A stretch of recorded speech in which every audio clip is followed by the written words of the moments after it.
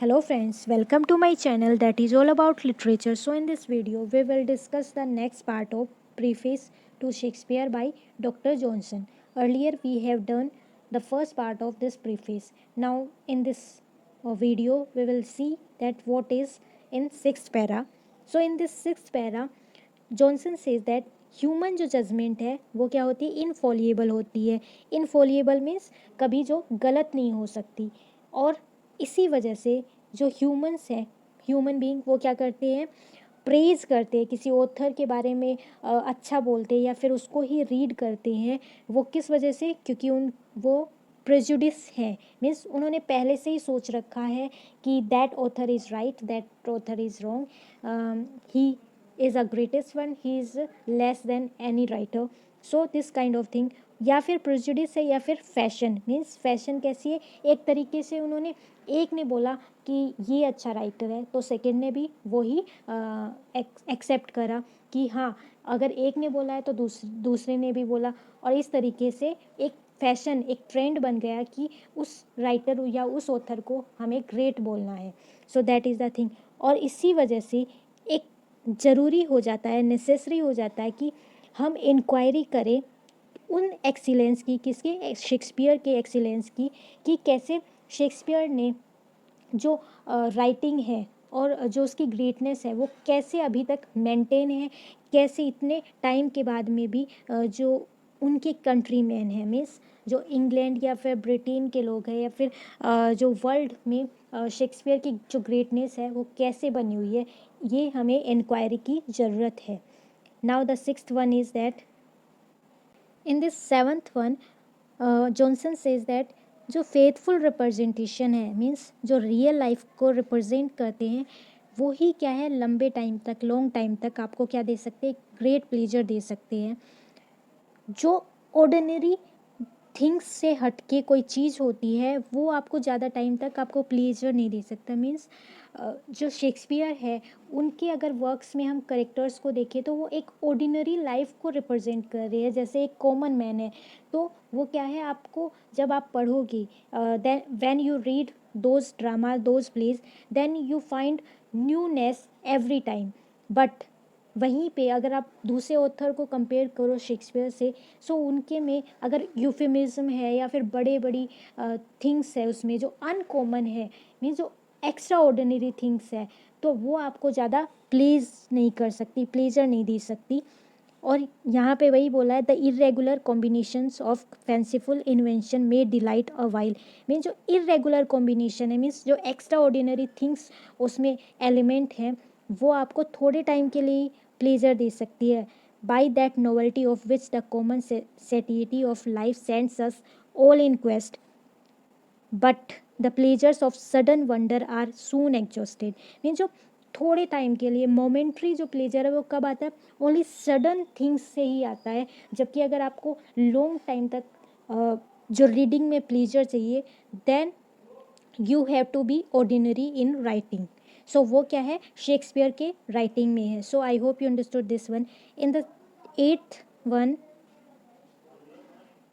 इसमें जो शेक्सपियर है उसको डिस्टिंग्विश किया है अदर राइटर्स से जॉनसन ने.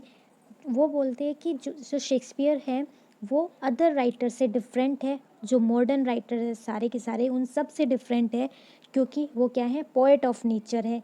पोएट ऑफ नेचर मीन्स जैसा कॉमन पर्सन का नेचर होता है वैसे ही अपने जो कैरेक्टर है उनको पोर्ट्रे करते हैं शेक्सपियर अपने राइटिंग में.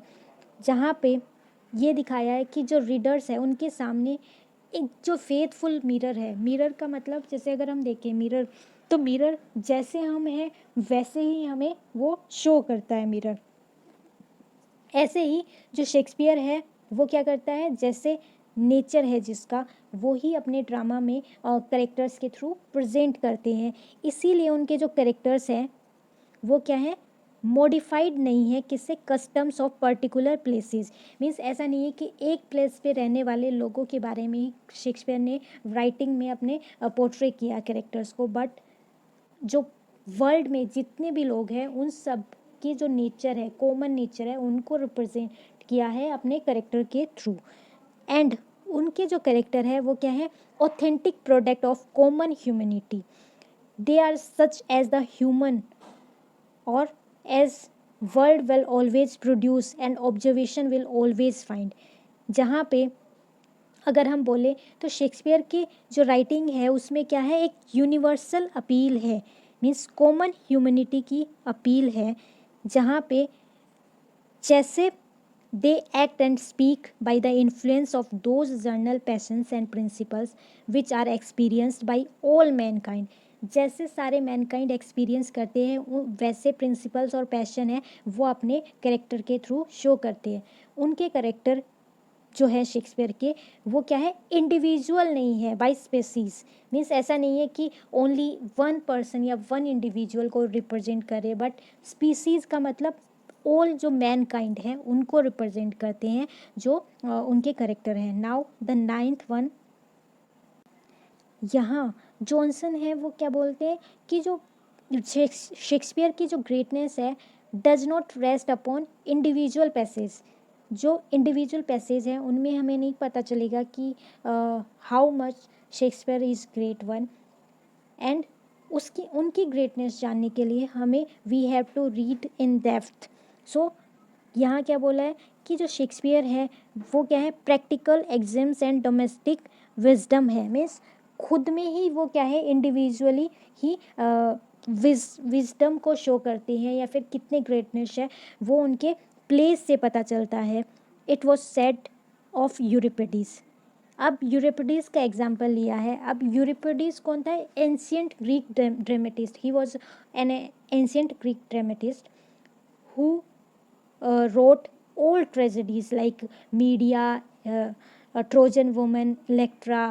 Uh, these are the main works of Euripides.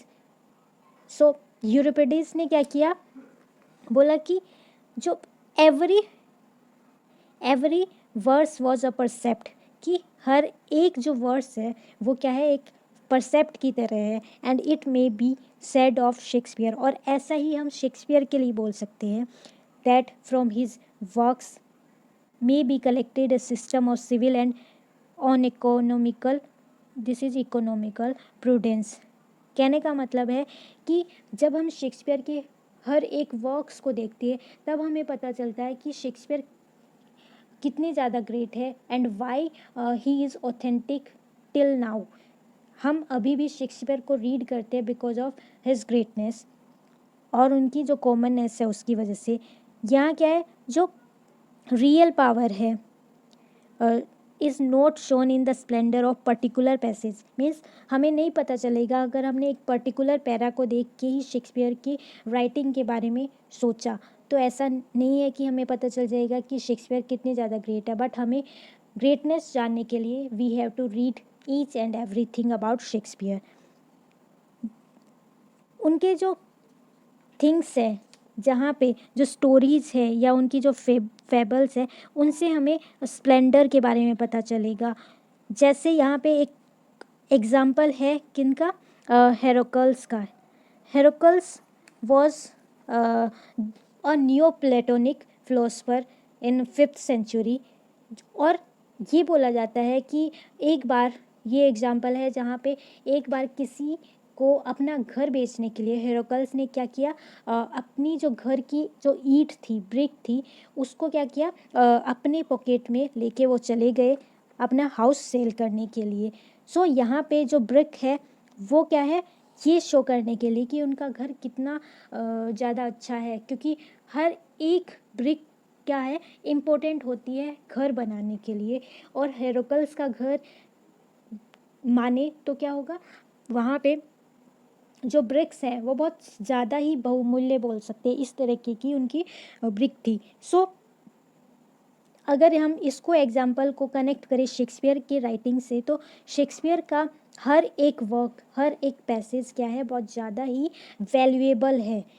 सो यहाँ पे जॉनसन यही बोलना चाह रहे हैं। आई hope you understood this one. Now the 10th one is that in this 10th one जो जॉनसन है वो कंपेयर कर रहा है अदर थिएटर राइटर्स से शेक्सपियर के वर्क्स को। अगर हम देखें जो डायलॉग्स हैं उनके प्ले के, वो बेस्ड हैं किस पे, एक्चुअल कन्वर्सेशन ऑफ पीपल। जो कॉमन लाइफ में जो हम यूज़ करते हैं डायलॉग, उनको ही पोर्ट्रे किया है किसने, शेक्सपियर ने अपने राइटिंग में, जहाँ पे सारे के सारे डायलॉग्स वही यूज़ किए हैं। सो यहाँ क्या बोल रहे हैं कि ये अगर हम इमेजिन करें शेक्सपियर की ग्रेटनेस को किससे जोड़ के, रियल लाइफ से, तो हम पाएंगे, इसको कंपेयर कर सकते हैं हम दूसरे ऑथर के साथ में, जहाँ पे जो शेक्सपियर के डायलॉग है वो क्या है, थोड़े रियलिस्टिक है, जबकि जो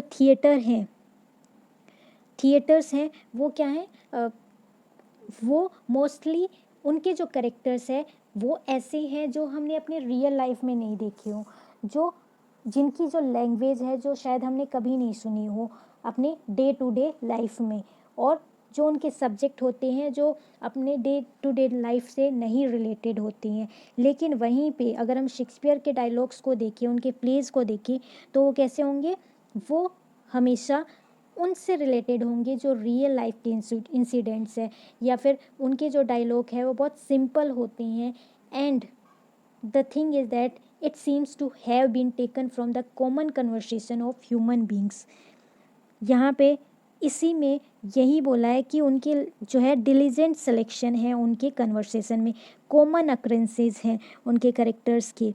जैसे अगर मैं एग्जांपल दूँ मर्चेंट ऑफ वेनिस का, जहाँ पे एक डायलॉग आता है या फिर एक सेंटेंस है, जैसे all that glister is not gold, means हर एक चमकती चीज़ सोना नहीं होती। That is the real life conversation. हम बहुत सारे टाइम पे ऐसे ही बात बोलते हैं। सो ये क्या है, एग्जाम्पल है शेक्सपियर के राइटिंग का, जहाँ पे इसीलिए जो रिलेशन है शेक्सपियर के राइटिंग का कॉमन पीपल से, वही शेक्सपियर की राइटिंग को क्या बनाता है, ग्रेट बनाता है। नाउ 11th वन, यहाँ पे 11th में जो जॉनसन है, एक्चुअली यहाँ पे जॉनसन क्वालिटी बता रहा है शेक्सपियर की कि शेक्सपियर क्यों ग्रेट है। तो यहाँ वो बोल रहा है कि जो थीम है शेक्सपियर की राइटिंग की वो क्या होती है, वो इंडिविजुअली डिवाइडेड है, जबकि अगर हम अदर ऑथर्स की राइटिंग को देखें तो उनकी ओनली पर्टिकुलर थीम क्या होती है, लव। ओनली लव पे उनकी पूरा का पूरा जो राइटिंग है, पूरा का पूरा प्ले है वो बेस्ड होता है। जैसे अदर राइटर्स है, अदर जो ड्रामेटिस्ट है, वो क्या करते हैं, इम्पोर्टेंस देते हैं, एक्सेसिव इम्पोर्टेंस किसको देते हैं, लव को देते हैं अपने प्लेज में। जैसे एजेंट इज़ लव, मतलब ये यूनिवर्सल है, मीन्स हर एक ऑथर की जो थीम है वो क्या है, लव।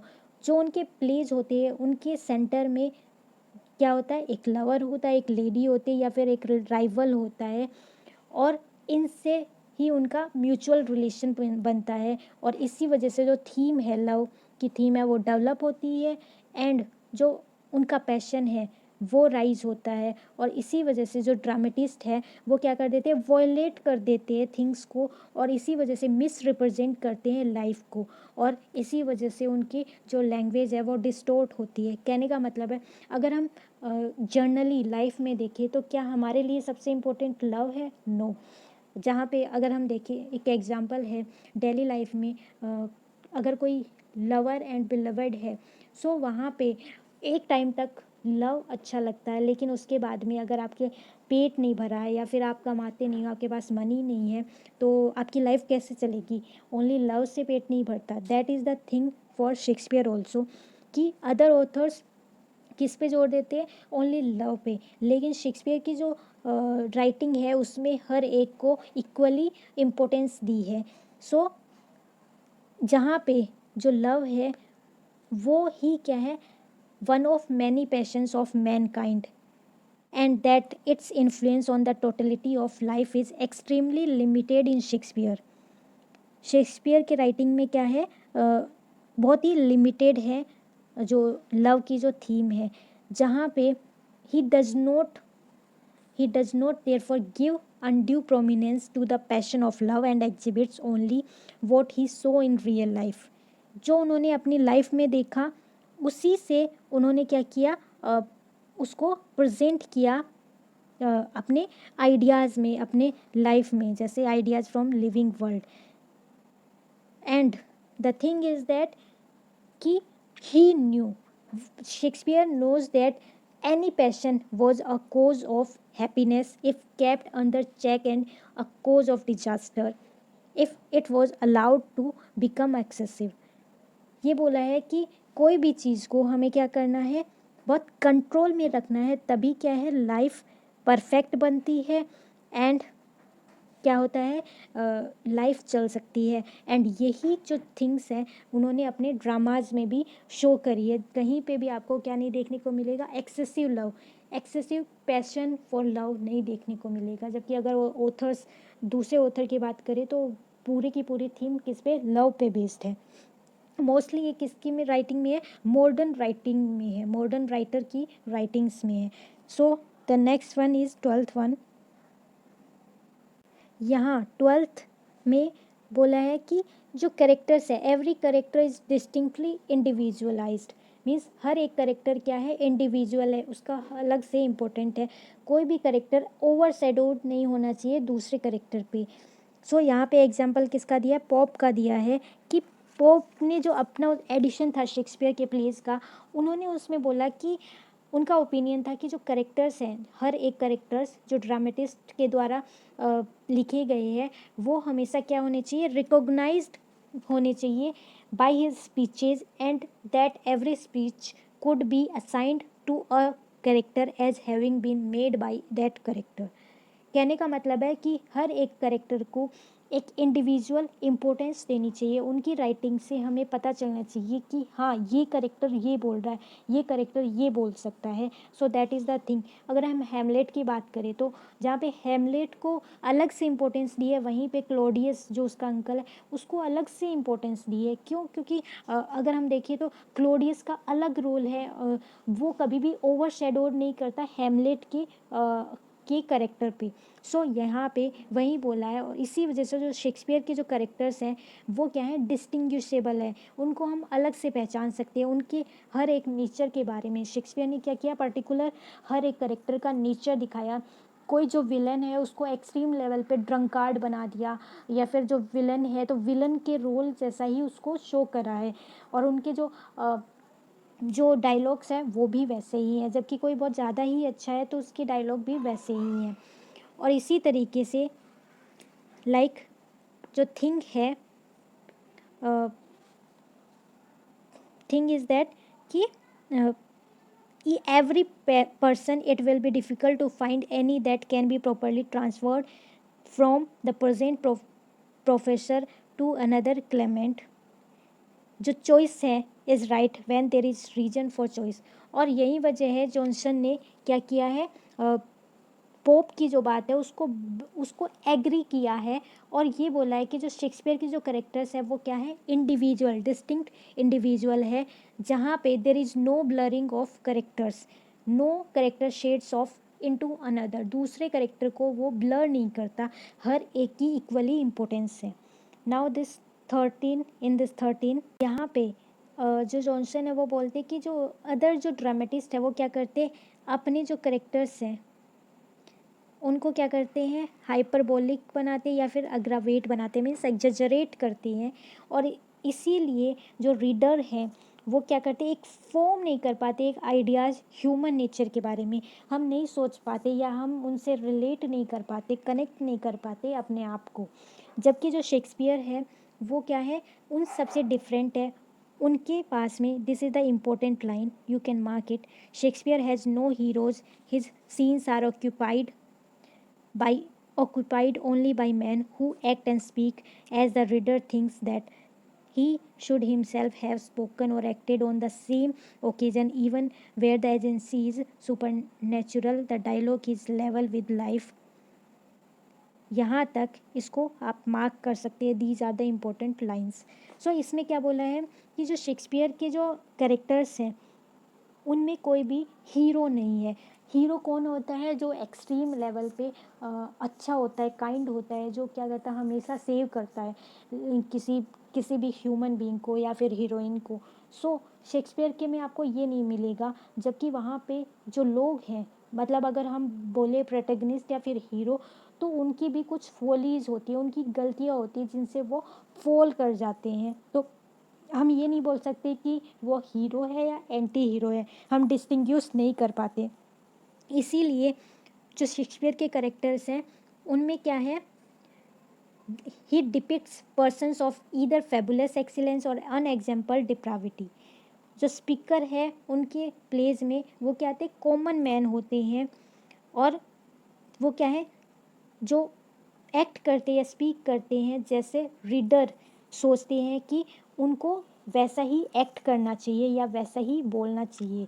अगर हम रीडर्स कनेक्ट करते हैं किसी भी चीज़ से, वो जब करते हैं जब उनके साथ में भी वैसी ही थिंग्स हुई हो। जैसे अगर हम मान लें टीवी सीरियल्स होते हैं, उनसे हम कनेक्ट क्यों कर जाते हैं, क्यों हम एक करेक्टर से हम सिंपैथी रखते हैं और जबकि दूसरे से हम हेट करते हैं, क्यों, क्योंकि हम कनेक्ट करते हैं, क्योंकि हमें ऐसा लगता है कि वो जो है वो हमारे जैसा ही है, जो करेक्टर बहुत अच्छा है वो करेक्टर हमारे जैसा ही है। So same thing is in Shakespeare's place also, जहाँ पे जो सुपर नेचुरल थिंग्स हैं या फिर जो डायलॉग्स हैं वो भी कैसे रियल लाइफ की तरह ही पोर्ट्रे हैं।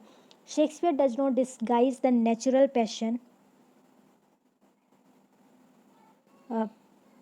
Passion and the natural incidents. वो क्या करते हैं, वो करते हैं, Shakespeare approximates the remote and familiarises the wonderful, the event which he represents will not happen, but if it were possible its effects would be probably such as he has assigned. So जो Shakespeare के जो characters हैं वो क्या है, familiarise होते हैं एक दूसरे से, और इसी वजह से जो he has shown human nature not only as it acts in real situation but as it would be often या found in situations which may never arise। कहने का मतलब है कि हर एक जो करेक्टर्स है वो अपने सिचुएशन के अकॉर्डिंग डिपिक्ट किया है प्ले में। इन द नेक्स्ट वन, इसीलिए जो शेक्सपियर है वो क्या करना है, उनको उसको प्रेज़ किया जाता है, इसीलिए क्योंकि उसकी जो ड्रामाज है वो क्या है, मिरर ऑफ लाइफ है।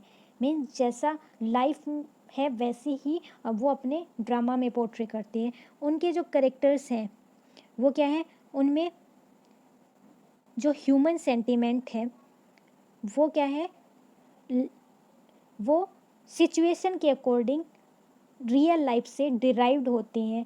जब हम उन सीन्स को रीड करते हैं या देखते हैं, या फिर जो कन्फेशर है और whose function it is to listen to men's confession of their sin can predict the progress of passion. Means कहने का मतलब है कि जो जो पोर्ट्रे किया है शेक्सपियर ने अपने ड्रामाज में, वही जो मैन ने जो कन्फेस किया है राइटिंग में, उसी से हम प्रेडिक्ट कर सकते हैं कि ये जो ड्रामा है उसकी आगे की स्टोरी क्या होगी। सो जैसे लाइफ में क्या होने वाला है वो हमें पहले से पता होता है, क्यों, क्योंकि हमारा जो कर्मा है वो स्ट्रॉन्ग होता है, जैसे कर्म होते हैं वैसे ही लाइफ आपकी होती है। So same thing in Shakespeare's drama, जहाँ पे एक करेक्टर्स ने क्या किया, उसकी जो कर्म है उस पर ही पूरा जो ड्रामा है वो चलता है। Now in the 15th one, यहाँ क्या है कि कुछ क्रिटिक्स हैं, उन्होंने क्रिटिसाइज़ किया है शेक्सपियर को, वो जॉनसन बताना चाह रहे हैं, उनके एग्जांपल देना चाह रहे हैं कि कुछ क्रिटिक है वो उनको क्रिटिसाइज़ करते हैं, उनके जजमेंट को क्रिटिसाइज़ करते हैं। वो कौन कौन से, डेनिस एंड ड्रेमर। अब डेनिस एंड ड्रेमर के बारे में ये है कि जो डेनिस है वो उन्होंने क्रिटिकल वर्क्स लिखी है शेक्सपियर पे, जैसे an essay on the genius and writings of Shakespeare. उसमें शेक्सपियर की जो ओवर सिंपैथी है जो उसको उन्होंने क्रिटिसाइज़ किया है। फिर रेमर की बात करें तो रेमर कौन है, उन्होंने बहुत सारे थिंग्स लिखी है जिनमें कुछ ट्रेजेडीज़ को इंक्लूड किया है, शेक्सपियर की ट्रेजेडीज़ को, और जहाँ पे उन्होंने ओथेलो की बहुत ज़्यादा ही कंडेम किया है। तो उन्होंने, उनका मानना है कि जो रोमन्स जो हैं, मीन्स जो रोमन प्लेज हैं शेक्सपियर के राइटिंग में, वो क्या है, उनमें जो लोग हैं उनको अच्छे से पोर्ट्रे नहीं किया शेक्सपियर ने, उनके साथ में जस्टिस नहीं किया। और यहाँ पे एक और नाम है Voltaire. So Voltaire was a prolific French writer and philosopher. और उन्होंने अपनी जो राइटिंग है उनमें शेक्सपियर को कंडेम किया है कि शेक्सपियर का जो है वो क्या है, बहुत ज़्यादा इग्नोरेंस है और lack of taste in classical rules of drama, कि जो रूल्स है, क्लासिकल रूल्स है ड्रामा की, वो क्या है, बहुत ज़्यादा ही कमी है शेक्सपियर की राइटिंग में। और वो क्या बोलते हैं कि censure his kings are not completely royal, कि ये जो शेक्सपियर उन्होंने अपने जो किंग्स हैं उनको बहुत ज़्यादा शाही नहीं दिखाया, रॉयल नहीं दिखाया। जबकि डेनिस बोलते हैं कि जो मैनिस है, मैनिस कौन है, एक नेम है शेक्सपियर के करेक्टर, शेक्सपियर के करेक्टर में, जो किस में है, कोरियोलेनस में है, शेक्सपियर का जो रोमन प्ले है उसमें, उसमें जो सीनेटर दिखाया है रोम का, वो क्या है, उसको बफून दिखाना था, मीन्स मूर्ख दिखाना था। लेकिन वहीं पे वोल्टेयर बोलता है कि जो डिसेंसी है जिसकी वजह से वो क्या कर दी गई है, वॉयलेट कर दी है, जब डेनिस असर पर होता है जो हड़प लेता कोई चीज़ को। डेनिस असर पर किसके लिए यूज हुआ, क्लोडियस, क्लोडियस कौन है, करेक्टर है हेमलेट में। सो वो क्लोडियस अंकल है हेमलेट की, तो उसको जो रिप्रेजेंट किया है ड्रंकार्ड, वो बहुत रोंगली पोर्ट्रे किया है। जबकि शेक्सपियर है वो क्या करते हैं, nature prominent over accident, means जैसा नेचर होगा वो उसको वैसा ही दिखाना चाहेंगे। ये नहीं है कि अपने करेक्टर को एक्सीडेंटली पोर्ट्रे किया हो। जैसे अगर किसी को विलन दिखाना है तो विलन दिखाने के लिए उसको क्या करेंगे, ऐसा दिखाएंगे कि उसने कितने सारे मर्डर किए हैं अपनी लाइफ में और कितना ज़्यादा वो क्रूअल है, तो उन चीज़ों को वो दिखाएंगे। ये नहीं है कि एक्सीडेंटली उन्होंने किसी का मर्डर कर दिया हो और फिर वो विलन बन गया हो, ऐसा कुछ नहीं होगा शेक्सपियर की राइटिंग में। सो यहाँ क्या है, वो अपनी राइटिंग में अगर हम देखें, if he preserve the essential character he did not bother much about the accidental distinction. He knew that Rome like every other city had man of all disposition. Means जो राइटिंग में जो रोम है, जैसे Roman people है उनको वैसे ही show किया है, लेकिन डेनिस और रेमर उसको क्रिटिसाइज करते हैं कि ऐसा नहीं होना चाहिए था। जहाँ पे उन जो रोमन किंग है, but he thinks only on man, जबकि शेक्सपियर अपने मैन के बारे में सोचता, मीन्स कॉमन मैन के बारे में सोचता है, कि जैसे वो उस इसीलिए उसको बफून दिखाया।